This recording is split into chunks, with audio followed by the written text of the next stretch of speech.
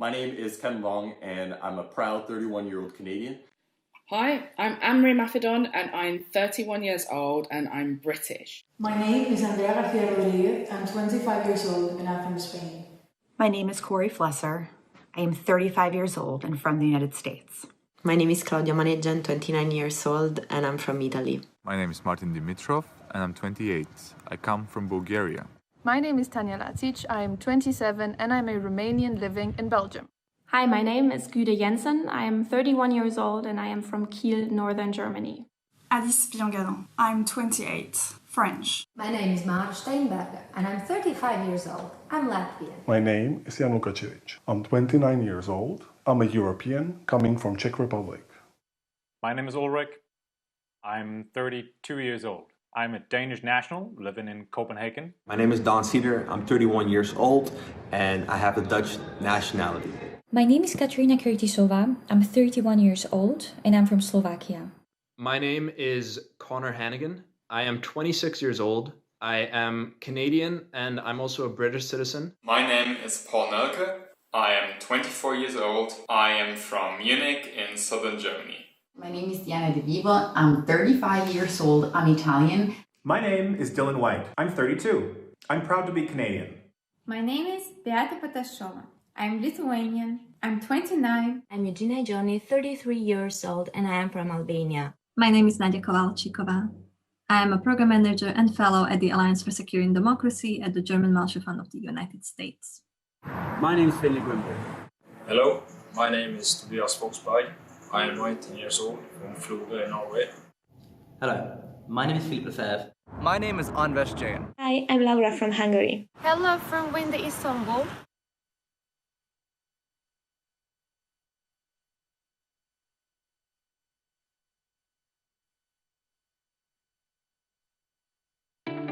The treaty we are signing here today is evidence of the path they will follow.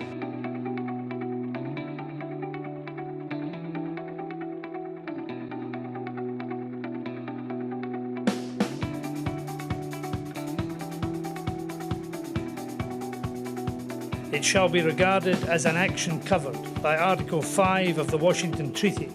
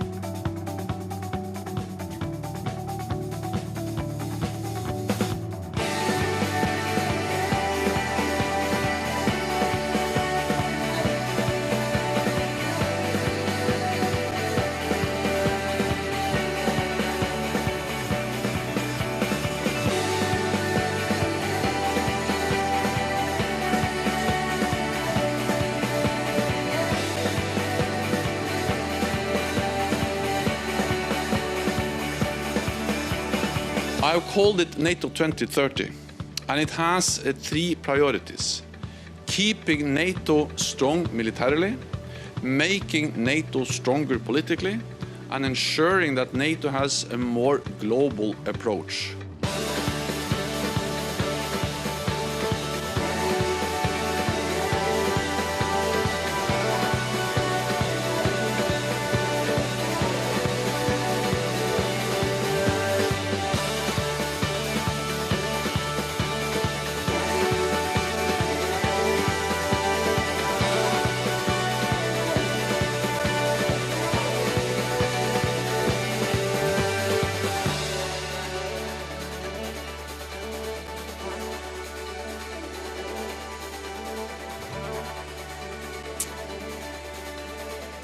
Good morning, good afternoon. Wherever you're watching from, welcome to the NATO 2030 Youth Summit.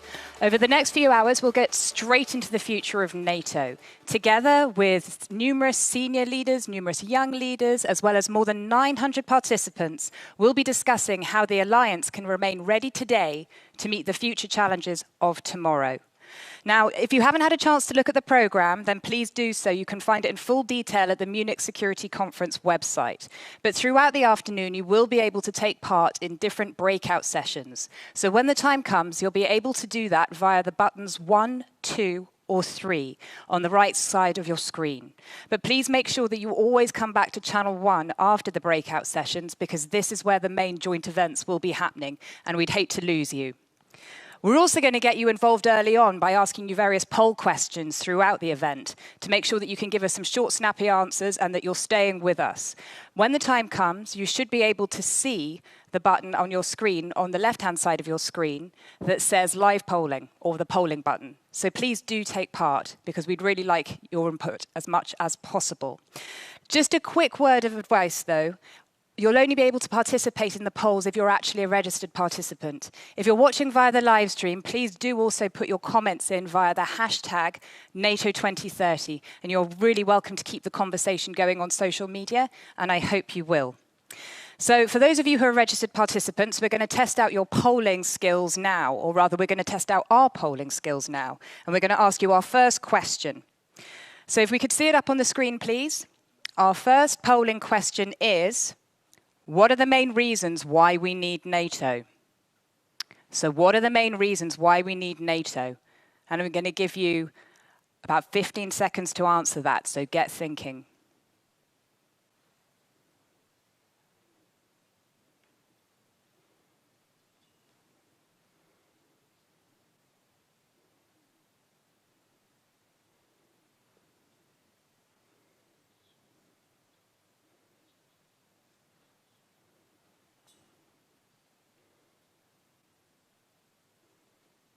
We have some very clear opinions emerging here, which is good. I'm just going to give it a little bit longer. Keep the votes coming.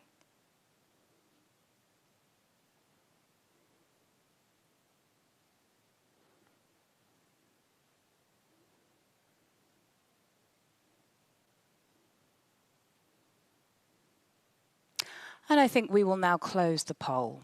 So if we could see the full results up on the screen, please. And it seems that we have an overwhelming winner there, because with almost half the votes, option D is the one that people seem to be the most inspired by. So NATO's reason for existing is that we need it to stand up for democratic values, followed closely by defending our territory, option C, and maintaining a strong bond between Europe and America, option F. So this is very interesting food for thought, and I'm sure we'll be discussing that as we go further on throughout the afternoon. In the meantime, one of the reasons why we're even here today is because the NATO Secretary General, Jens Stoltenberg, is very enthused by the idea of bringing young leaders into the discussion process of what NATO should look like in 2030. And Secretary General, I'm very pleased to welcome you, to welcome everybody in the audience more formally. Thank you so much, Laura, and many thanks to the Munich Security Conference for organizing the NATO 2030 Youth Summit with us today. You are an outstanding platform for addressing future security challenges. Good afternoon, Europe, and good morning, North America. Let me start by congratulating Joe Biden on his election as the next President of the United States, and Kamala Harris as the next Vice President. I have worked with Joe Biden for many years, and I know him as a strong supporter of NATO and the transatlantic relationship. A strong NATO is good for Europe and good for North America. And I look forward to working very closely with Joe Biden and Kamala Harris to further strengthen the cooperation between North America and Europe in the years to come. When NATO leaders last met, they asked me to lead a reflection on how to make our strong alliance even stronger, forward-looking and fit for the future. And that is why I'm holding this Youth Summit, NATO 2030 today. Because NATO 2030 is about your future, your freedom, and your alliance. When I was your age, I grew up in Norway. And my views and values were shaped by the world around me. We lived under the shadow of the Cold War and the threat of nuclear attack. But we felt safe because we were part of an alliance and trusted that our friends in NATO would always come to our aid. One for all and all for one. That solemn promise has kept NATO allies safe for more than 70 years. Today, NATO's core mission continues, preserving the peace and deterring aggression, on land, at sea, in the air, in space, and in cyberspace.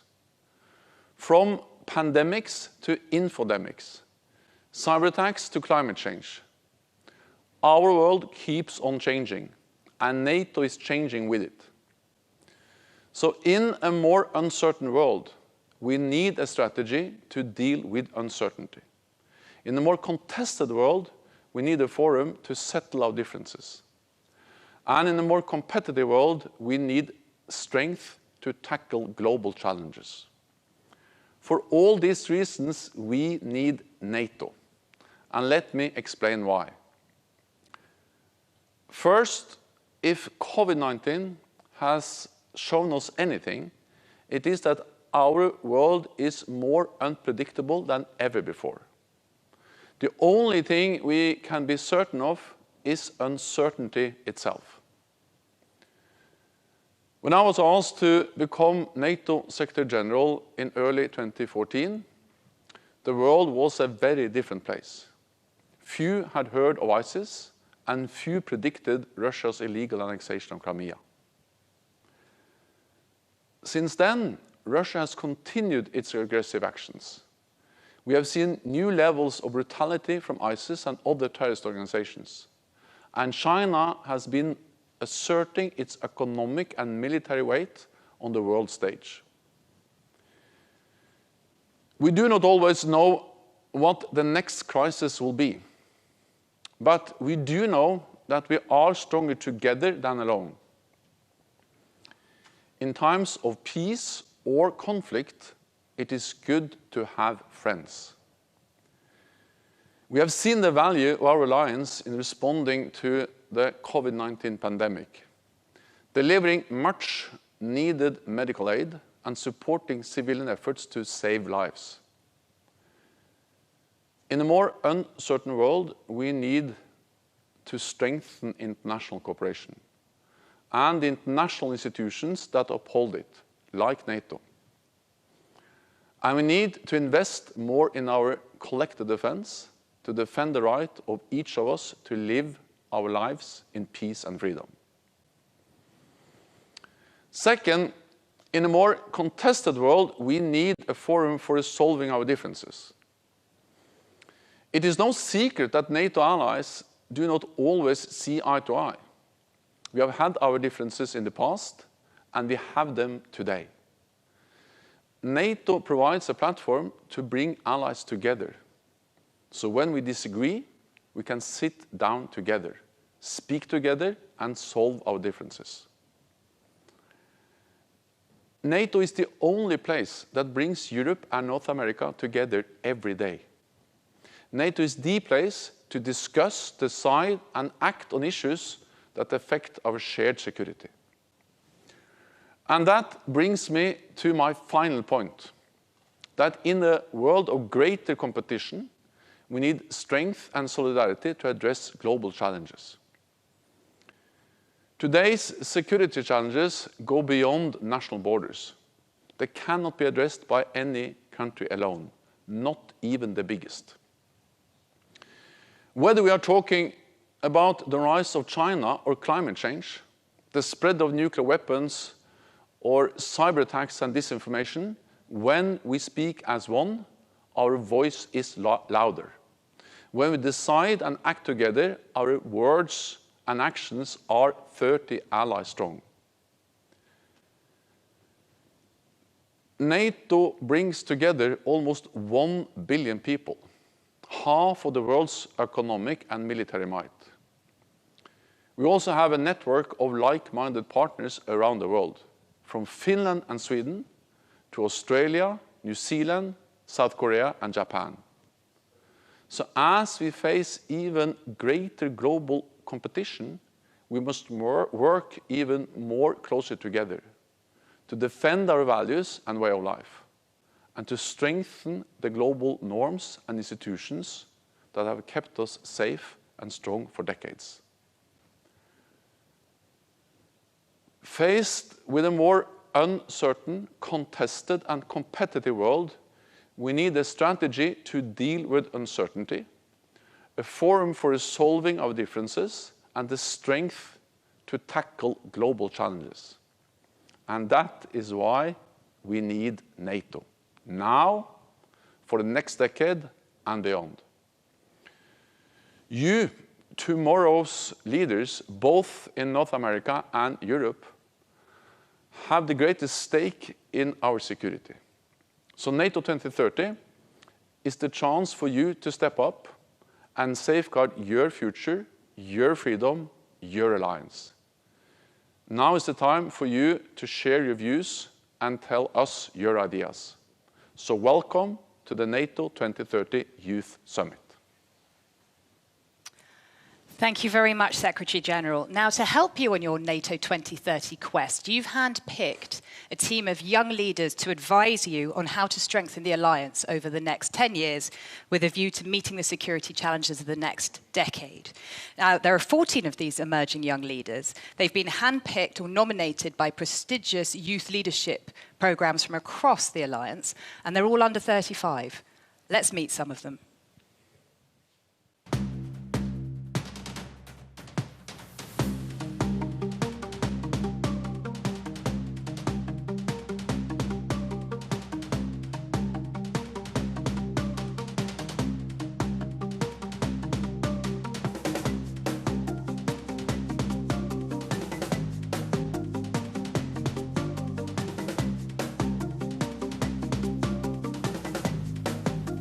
I would like to hear your views, to have your ideas, your proposals of how NATO can remain strong.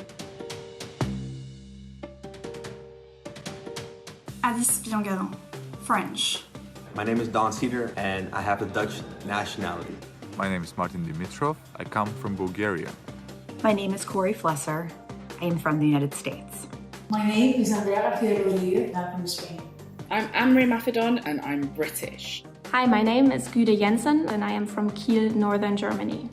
My name is Katerina Kurtisova and I'm from Slovakia. My name is Tanja Lacic and I'm a Romanian living in Belgium. My name is Jan Lukacic. I'm a European coming from Czech Republic. My name is Claudia Maneggian and I'm from Italy. My name is Mark Steinberg. I'm Latvian. Hi guys, my name is Ulrich.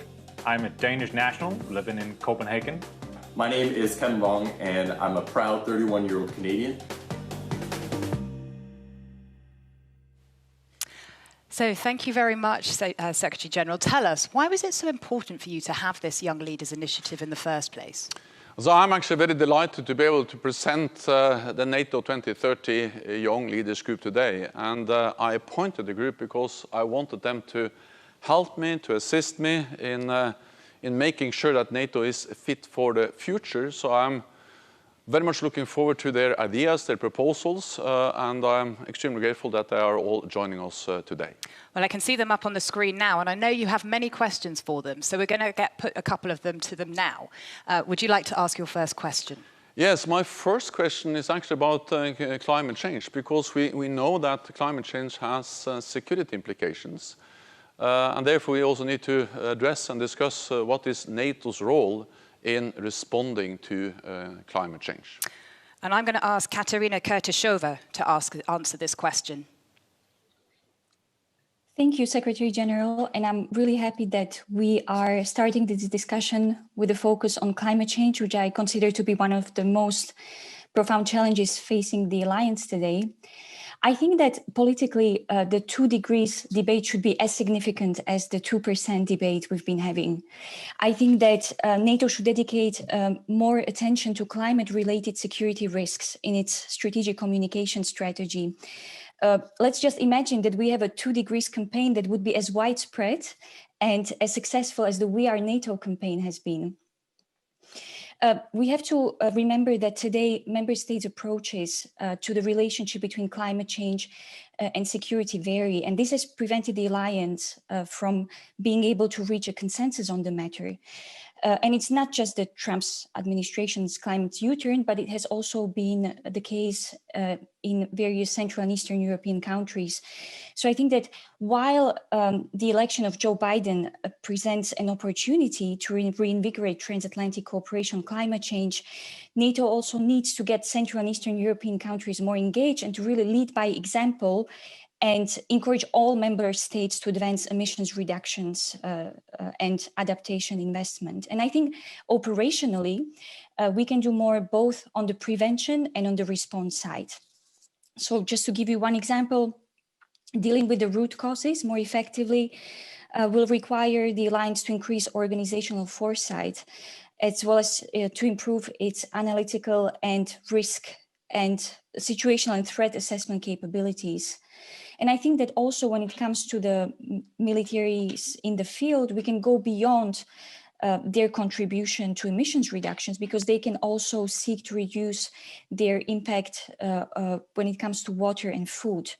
And I think just to conclude, we have to remember that climate change is not just a transatlantic issue, it is a global issue, and that NATO needs to work alongside not just the EU, but also other security and military institutions, as well as agencies in the field. And I think that sharing of expertise and training for locally engaged personnel is crucial.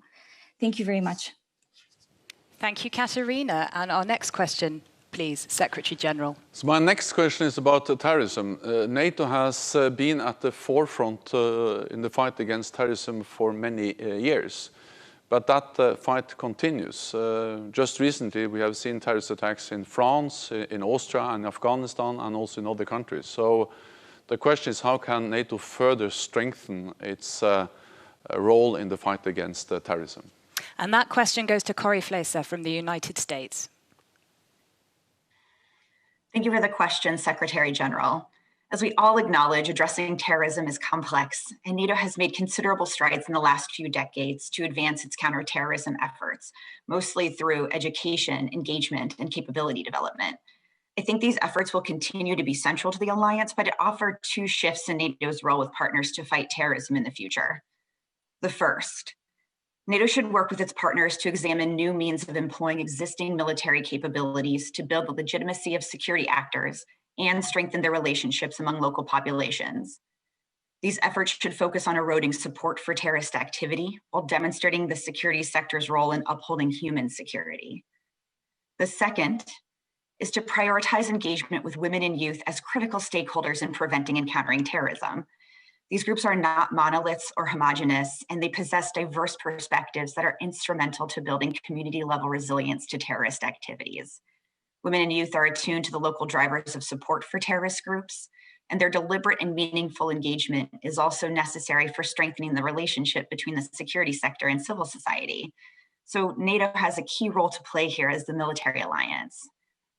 These two shifts in NATO's role with its partners, I think, can build on NATO's previous counterterrorism efforts, but they will also allow the alliance to adapt to the evolving nature of terrorism in the future. Thank you so much. Thank you very much, Corey. Now, Secretary General, this is so important to you that you haven't just kept your questions to yourself. You've also asked current NATO leaders or leaders of NATO allies to put their questions to the young leaders as well. And we're going to hear from a selection of them now, starting with German Chancellor Angela Merkel. Sehr geehrter Herr Generalsekretär, sehr geehrte Damen und Herren, ich grüße Sie alle, die Sie an diesem NATO-Jugendgipfel teilnehmen. Und ich danke Ihnen, dass Sie sich mit Fragen zur transatlantischen und globalen Sicherheit auseinandersetzen. Und das in einer Zeit, in der uns durch die Coronavirus-Pandemie große Sorgen bereitet werden. Das ändert aber nichts daran, dass wir auch andere große Herausforderungen im Blick behalten müssen. Vor 30 Jahren wurde Deutschland wiedervereinigt. Kein eiserner Vorhang teilte mehr Europa und die Welt in Ost und West. Doch das Ende des Kalten Krieges bedeutete mitnichten das Ende von Bedrohungen. So manche Krise, gerade auch vor Europas Haustür, Terrorismus und hybride Kriegsführung erfordern neue Antworten. Verschiedenste Entwicklungen, nicht zuletzt im Zuge des Klimawandels, können rasch sicherheitspolitisch relevant werden. Frieden, Freiheit und Stabilität zu bewahren und unsere Werte, auf denen unser Zusammenleben gründet, zu verteidigen, das ist und bleibt der Auftrag der NATO. Wie aber kann die Nordatlantische Allianz ihrem Auftrag unter geänderten und sich weiter ändernden Bedingungen gerecht werden? Wir wollen Antworten auf diese grundlegende Frage geben. Zum einen mit dem Reflexionsprozess mit Experten und zum anderen mit einer gesellschaftlichen Diskussion zur NATO 2030. Ich freue mich sehr, dass Sie sich in diese wichtige Debatte einbringen. Und ich bin schon sehr gespannt auf Ihre Vorstellungen und Anregungen dazu, wie wir die Akzeptanz der NATO gerade auch bei jüngeren Menschen stärken können und wie wir unsere Allianz auf die neuen Herausforderungen vorbereiten können. Viel Erfolg bei Ihren Beratungen und herzlichen Dank für Ihr Engagement. And I'm going to ask Tanya Lacic to answer that question.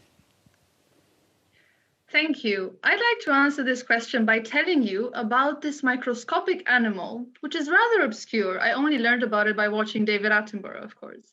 It's called the tardigrade, and it's quite a remarkable animal. Tardigrades are really one of the most resilient animals out there. They survived all 5 mass extinctions and are over 500 million years old. Now, I don't know if NATO will live to see its 1 millionth year old, but I do think the tardigrade can teach it some survival lessons. So how does the tardigrade survive all possible environments from radiation to outer space? Well, it not only adapts, it super adapts. Now, NATO also knows a thing or two about adaptation, but right now, NATO needs to adapt not only on one front, but on multiple fronts. For one, NATO needs to address new social demands from increased polarization to shifting priorities. NATO needs to also address invisible threats from pandemics to bots. And NATO also needs to fortify alliance cohesion at home. But maybe most importantly, NATO needs to get creative about how it uses its power. So NATO not only needs to become a creative super adapter, but I also think that NATO could use something called a damage suppressor. Now, ironically, this is not something that NATO officials came up with, but rather it's the unique protein that has kept the tardigrade alive all these years by basically keeping its DNA intact when facing all these threats. Now, NATO's DNA is made of its values and it's made of solidarity. So NATO, let's adapt, but let's make sure our DNA also stays intact. Thank you. Thank you, Tanya. And our next question comes from Justin Trudeau, Prime Minister of Canada. Hi everyone, bonjour à tous et bienvenue au sommet de la jeunesse OTAN 2030. Je dis toujours que les jeunes ne sont pas seulement les leaders de demain, vous êtes déjà des leaders d'aujourd'hui. From the security implications of climate change to combating disinformation and now dealing with the threat of the COVID-19 pandemic, your voices, your opinions, and your leadership are more important than ever before. So thank you for getting involved and stepping up. Ensemble, on va bâtir un monde plus sûr, plus juste et plus inclusif pour aujourd'hui et pour demain. Now today I want to discuss disinformation and the threat that it presents to democracies around the world. As you all know, the spread of disinformation has drastically increased in the past decade. Social media, while contributing a lot of good to our daily lives, has also increased the amount of false, misleading, and inflammatory disinformation that our citizens see every day, which has contributed to an erosion of trust in our democratic and international institutions. So my question to all of you is this: how can institutions like NATO and democratic countries help in the fight against disinformation so we can ensure countries can build back a better society for everyone? And that question goes to Kevin Vuong. Well, thank you, Mr. Prime Minister. As you know, NATO as a collective is a force to be reckoned with. We're 30 countries that will be home to nearly 1 billion people by 2035. And if NATO was a country today, we'd have the 3rd largest population and the 2nd largest economy, with a GDP per capita that's nearly 2.5 times the global average. So let's leverage our collective power for our collective defense against disinformation. There are NATO standard rounds that our militaries use, And we do that to maximize interoperability. So let's create a transnational standard that can guide companies, governments, and perhaps most importantly, the citizens of democratic countries to fight disinformation. In the absence of this, we leave it up to various companies, as we've seen on social media, to set their own.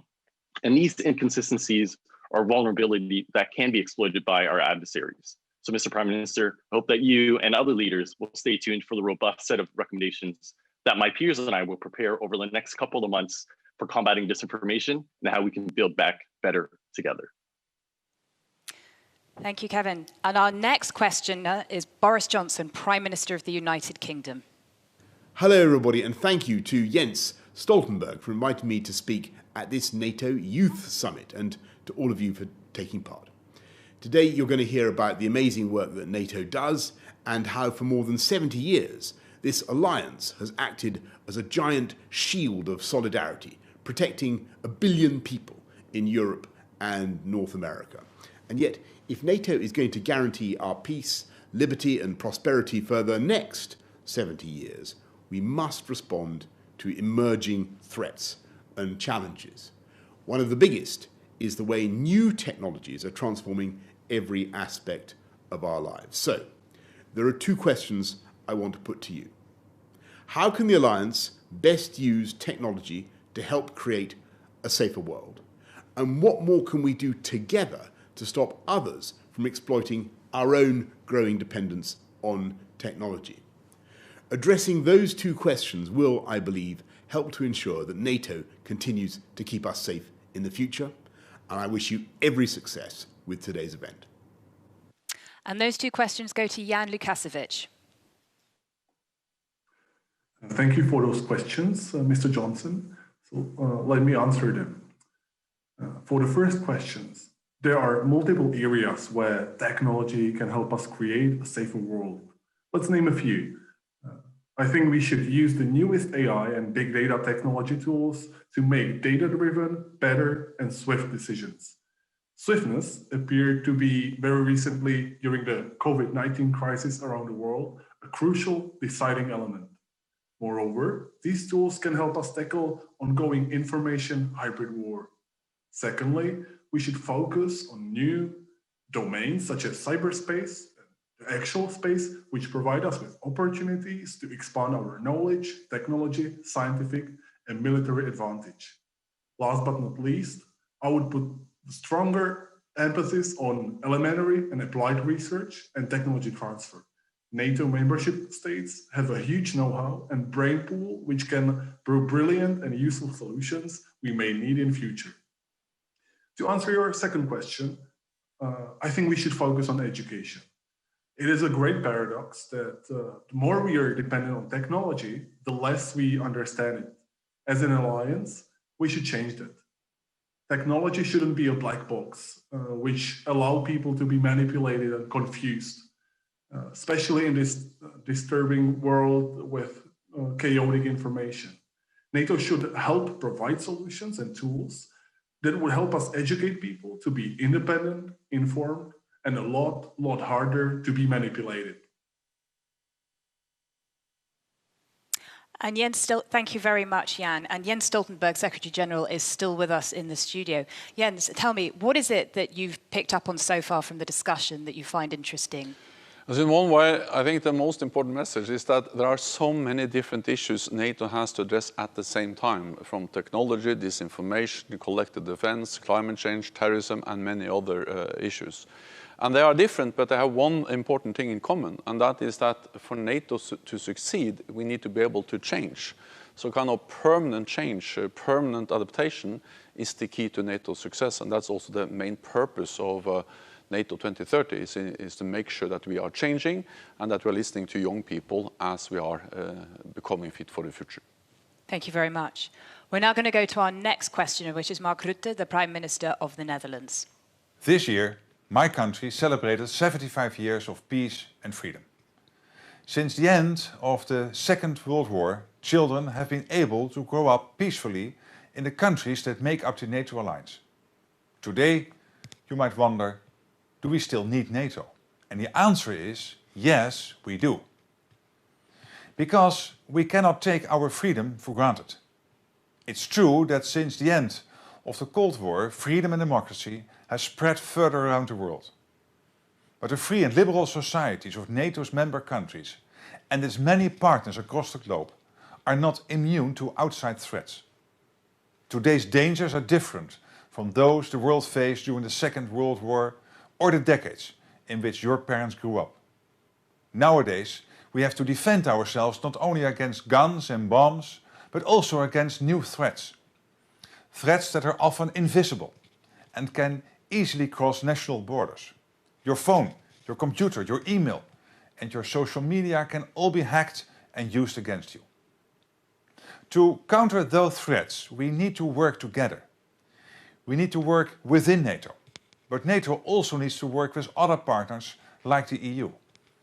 And of course, we need to work with you, the younger generation. We need your technical expertise, your knowledge, and your networks. So let me be frank and ask you this. What can you do as someone with specific knowledge and skills to make sure we can live in freedom after 2030? I hope we can count on you. Thank you. And that question goes to Gude Jensen. Thank you very much, Prime Minister. As the chair of the Committee on Human Rights and Humanitarian Aid in the German Bundestag, my experience taught me and continues to teach me every day that freedom needs to be defended both on a smaller and a larger scale. For the smaller scale, it is fighting for the release of one single prisoner. It is demanding justice for a killed journalist because of his or her work, or it is supporting in work and in action people who are fighting for the future of freedom in Belarus, in Hong Kong, or elsewhere. Because these small things, they matter. Every square inch we can take back of the shrinking space for civil society worldwide matters for the sake of freedom. And when it comes to the freedom in the digital age, we need to be aware that every single piece of legislation that is passed here with the rule of law in our countries, it may also serve as a blueprint for authoritarian regimes. This is a sphere where I can and will continue to work for freedom with a lot of my colleagues from across other parties. On a larger scale, and that is as important, we need a new emphasis and a new discussion about defending Western values, our values, the NATO alliance's values.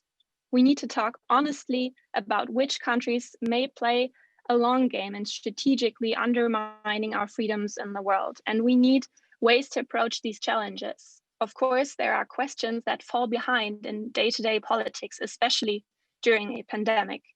So this is what I'm already doing and will continue to do, reminding my government in Germany, but also elsewhere, initiating discourse like this in the media and pressing for a position when it comes to dealing with global powers such as China or also NATO members such as Turkey. More than ever before, we are dependent on partners if we successfully want to conquer these crises.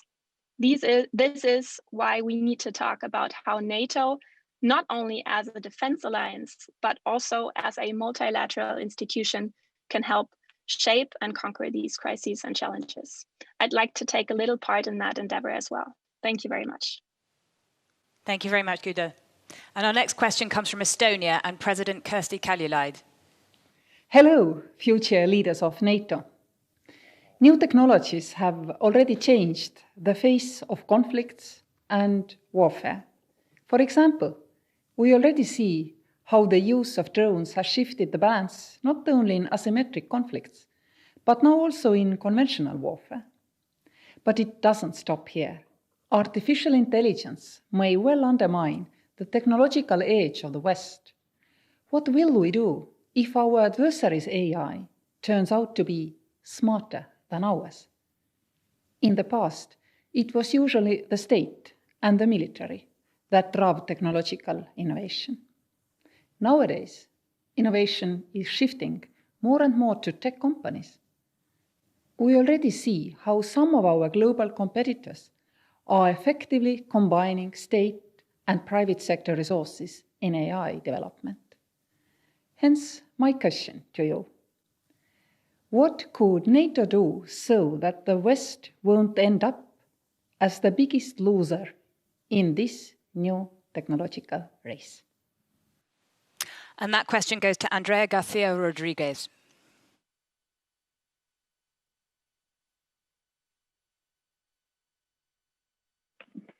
First of all, I would like to unmute myself and then thank Madam President of Estonia for the question.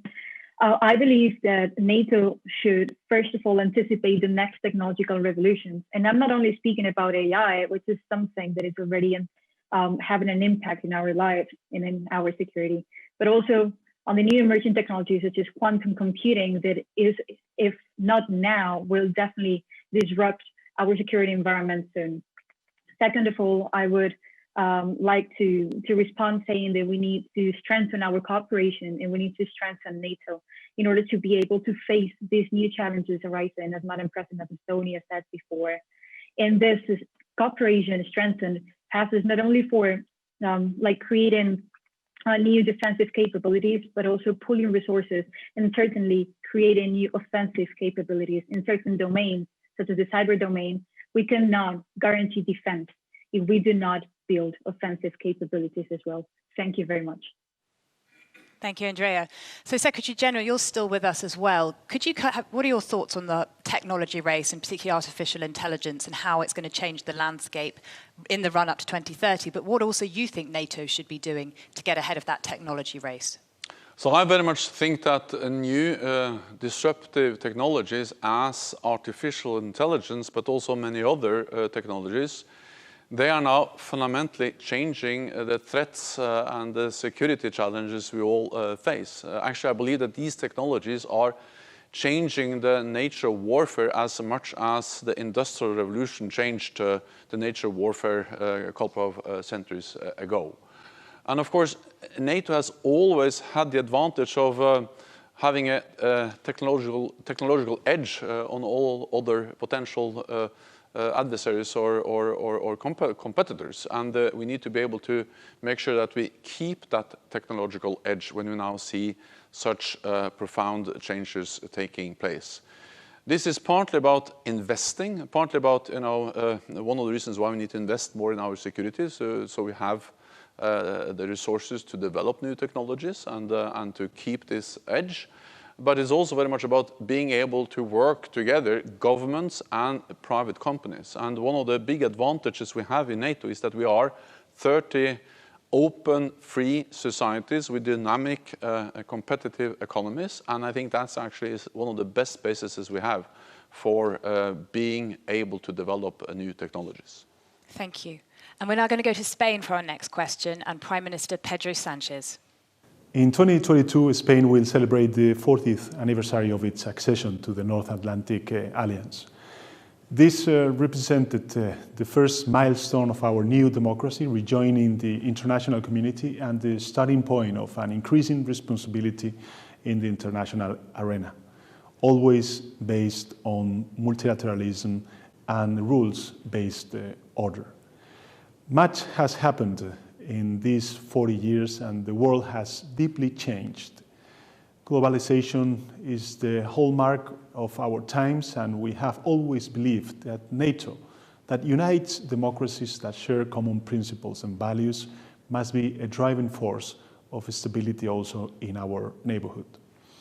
That is why my country, Spain, has always strived for a sound partnership policy, for instance, with our Mediterranean partners. We believe that security is a two-way street, so that the more resilient our partners are, the better we can ensure security in our societies. Today, more than ever, we depend on each other. So I would like to know how we can deepen these association programs from a multilateral perspective in order to improve what we do and how we work together. Thank you. And that question goes to Ulrich Troller-Schmed. Thank you very much, Prime Minister, for the question, and thank you, Secretary General, for inviting us to be here today. I think my answer for how we work abroad should start at home. Is NATO an institution or a community? If we merely see it as an institution, we will bury our values in administration. But if we see NATO as a community of democracies, we have opportunities for adaptation. It's time maybe to say what we stand for at home. and band together with other democracies abroad. We're no longer bound by the Cold War in Europe. It's time to recommit to free institutions for the 21st century that we use, and we use it to bind us together as allies at home, and then stand in solidarity in the face of authoritarian challenges to free peoples abroad and to the challenges that they might have. So what can we do? Well, first of all, for the Southern neighborhood, we can bring the African Union closer. Second, we can give the EU a seat at the table of the North Atlantic Council. Third, we can consider letting other democracies maybe even ally with NATO or join NATO, Japan, Australia, Mexico. It's bold ideas, but if we don't dare talk about innovation, we will avoid potential tension, but we will also risk losing our economic foundation, security, and values in the long term. Thank you. Thank you, Ulrich. And our final head of state question comes from Zuzana Čaputová, the President of Slovakia. I find it highly important to engage our young and bright, as one day it will be you setting the course and taking the decisions. One of the key topics we have been discussing in recent years is how to make our alliance politically stronger. Because to truly adapt to the dynamics of ever-changing world is not only about increasing military power. It is equally about investing in our unity and credibility. And this comes from the ability to act as one and swiftly, when needed, to protect our freedom, democracy, and the rule of law, to defend our peoples, and to maintain the trust of our citizens in our efforts. Thus, my question to you is this. In 2030, what will a truly politically strong alliance look like? What must we do today to make it happen? Thank you, and I wish you fruitful discussions. And that question goes to Don Cedar.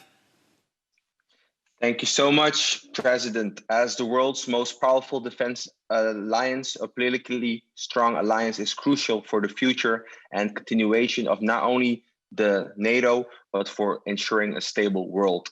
As we grasp this moment to reflect on where we see our alliance 10 years from now and how it will continue to keep us safe, I would like to contribute 3 quick points that we need to look to today to enhance the alliance. First of all, it will require a reassessment of the NATO's core values. Not only the times, but also the threats and the interests have shifted, and it is crucial to, while keeping the diplomatic ties intact, reassess why the NATO should be more relevant than ever and what it truly is that binds us. Shared values create trust, strength, a sense of belonging, and it is crucial that we re-examine openly and agree for the future on what basis the NATO countries should strive to move the alliance forward. Second of all, we need to raise awareness among the citizens of the NATO alliance countries. It is essential that we engage the community so that the alliance maintains, adapts, and grows a strong democratic support in all the alliance, in all the countries of the alliance. And third and lastly, to uphold its mission to strengthen the transatlantic cooperation, we need strong societies. We need to invest in each other, in democratic processes, but also in combating disinformation to make sure that we as individual NATO countries can be stable and therefore can provide for a stable and strong NATO. I truly believe that by sowing a seed today, we will be able to reap the harvest of a strong NATO in 2030. As the NATO young leaders, we will try to provide the NATO the next couple of weeks with some well-thought advice. Thank you so much. Thank you, Don. Secretary General, just to wrap up in this discussion, what would a politically strengthened alliance look like in 2030? And what did you think of what Don had to say on that matter? So first of all, I think that it's a bit early to conclude, because the whole purpose of NATO 2030, the work of the Young Leaders Group and the whole process is to actually get some proposals, some ideas, some input to help us shape and change NATO so we are fit for the future and that we are ready to also be a strong alliance in 2030. So this is a starter process, a bit early to conclude the process. I'm looking forward to the proposals from, for instance, the Young Leaders Group. Having said that, I think there are some key issues that have to characterize NATO in 2030. One is that it has to be military strong because we face new and more challenging threats and evolving security challenges. And therefore, we need to invest both in military capabilities, but not least also to keep our technological edge. Then we need to strengthen NATO as a political alliance, and that's exactly about how we work with partners all over the world, in Europe, but also globally. And it is about how we address differences between NATO allies. There is no way to hide that sometimes NATO allies disagree, but then we need to be able to sit down and find solutions, ways to deal with our differences. And the third aspect, which I think is extremely important for NATO, is that we should remain a regional alliance, Europe and North America, but we need to have a more global approach, taking into account the fact that, for instance, the rise of China is changing the global balance of power. And that matters for NATO. And we see that China is coming closer to us, investing in our infrastructure. This is about resilience in the Arctic, in Africa, and of course in cyberspace. So we need to respond to the fact that more and more of the challenges we face are global, and therefore NATO needs a global approach. Thank you very much. Thank you to our young leaders for your answers. Thank you very much to the current NATO leaders for your questions. Stay with us, because after the break, we'll be doing a scenario building exercise on what the world in 2030 will look like. But please stay tuned after the short video.